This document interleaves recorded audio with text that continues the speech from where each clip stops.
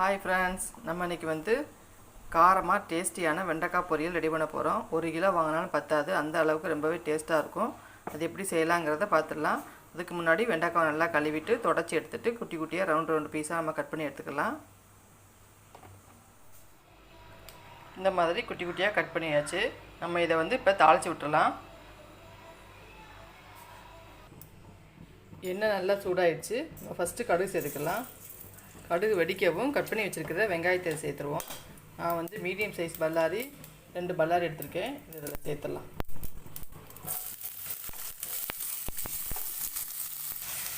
இது கூட கருவேப்பிலை, அதையும் சேர்த்துருவோம். வெங்காயம் ரொம்ப வதங்க வேண்டாம், ஒரு கண்ணாடி பதத்துக்கு வதங்கினா போதும். நம்ம கட் பண்ணி வச்சுருக்கிற வெண்டைக்காய் இதில் சேர்த்துருவோம். வெண்டைக்காவை சேர்த்துட்டு நல்லா மிக்ஸ் பண்ணி விட்டுடலாம். எல்லாத்தையும் நல்லா மிக்ஸ் பண்ணி விட்ட பிறகு இது கூட நம்ம வந்து மிளகாத்தூள் சேர்த்துக்கலாம். காரத்துக்கு தகுந்த மாதிரி சேர்த்துக்கோங்க. வெண்டைக்காய் வந்து கொஞ்சம் காரமாக இருந்தால் நல்லா டேஸ்ட்டாக இருக்கும். அந்த வழுவழுப்பு தன்மை இருக்கிறதுனால கொஞ்சம் காரமாக இருந்துச்சுன்னா நல்லாயிருக்கும். நான் வந்து ஒரு 1.5 ஸ்பூன் சேர்த்துருக்கேன் மிளகாத்தூள். இது கூடவே நம்ம உப்பு சேர்த்துக்கலாம். சேர்த்துட்டு எல்லாத்தையும் நல்லா ஒரு மிக்ஸ் பண்ணி விட்டுருவோம். அவ்வளோதாங்க. இதை வந்து இப்படியே ஒரு 5 நிமிஷம் வதக்கி விடணும். தண்ணி சேர்க்காமல் நல்லா வதக்கி விட்டுக்கிட்டே இருக்கணும், கை எடுக்காமல்.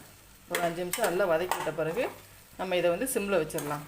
எண்ணெய் பத்தாட்டி லைட்டாக எண்ணெய் சேர்த்துக்கோங்க. இதிலே நல்லா வெந்துடும்.